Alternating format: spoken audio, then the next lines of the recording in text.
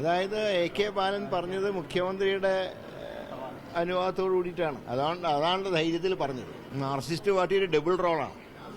Party secretary ബാലനെതിരായി നിൽക്കുന്നു, മുഖ്യമന്ത്രി ബാലന് അനുകൂലമായി നിൽക്കുന്നു. ഇവരുടെ ഉദ്ദേശം ഒരു മതപരമായിട്ടുള്ള ചെയ്തിരിവുണ്ടാക്കി വോട്ട് പിടിക്കുക എന്നുള്ളതാണ്. ഇവർക്ക് ആരെയും പിന്തുണ കിട്ടില്ല. ഇവർക്ക് ന്യൂനപക്ഷങ്ങൾ ഇവരെ വിശ്വസിക്കില്ല. ശബരിമലയിലെ സ്വർണം കെട്ട ആളുകളെ അധികാരത്തിൽ കൊണ്ടുവരാൻ മറ്റ് വിഭാഗങ്ങളും തയ്യാറാവില്ല.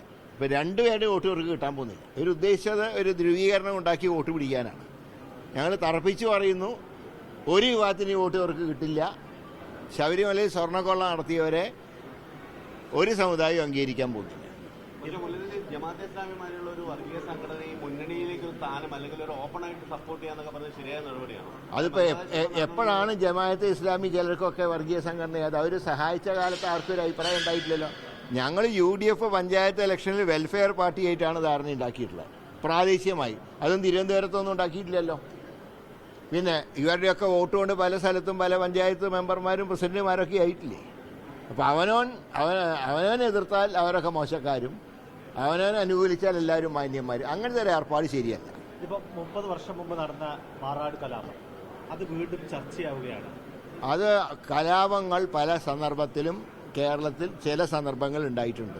പക്ഷേ അത് പിന്നീട് ആവർത്തിക്കാതിരുന്നതിൻ്റെ കാരണം എന്താ?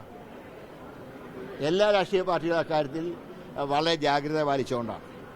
അപ്പോൾ പഴയ ചരിത്രം ആവർത്തിക്കുമെന്ന് പറയുന്നത് സത്യം പറഞ്ഞാൽ കലാപത്തിന് ആഹ്വാനമാണ്. UDFനെ വിജയിപ്പിച്ചാൽ കലാപം ഉണ്ടാവും, അല്ലെങ്കിൽ ഞങ്ങൾ കലാപം ഉണ്ടാക്കും എന്ന് പറഞ്ഞാൽ അതിനാണ് ശരിക്കും പറഞ്ഞാൽ കേസെടുക്കേണ്ടത്. മാറാട് കലാപം പോലത്തെ കലാപങ്ങൾ ഭാവിയിൽ ആവർത്തിക്കും UDF വന്നാൽ എന്ന് പറയുന്നത് ഭീഷണിയാണ്. അതിനെതിരെ ശക്തമായിട്ടുള്ള നടപടി എടുക്കേണ്ടത് പോലീസാണ്. സത്യം പറഞ്ഞത് ശരിക്കും പറഞ്ഞാൽ കേസ് രജിസ്റ്റർ ചെയ്യേണ്ട ആൾക്കാർ.